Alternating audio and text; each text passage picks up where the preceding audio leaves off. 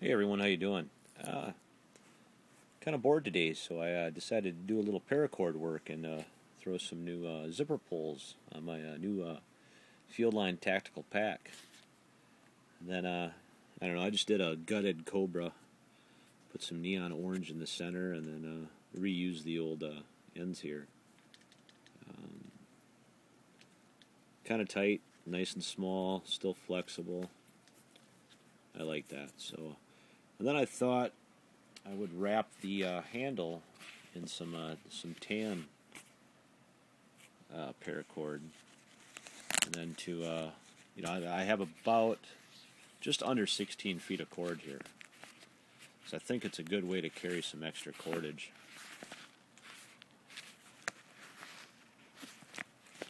And then to finish it off, I just wrapped it around this hydration hose hole here, and then just simple knot, and then just singe the ends, fold it over.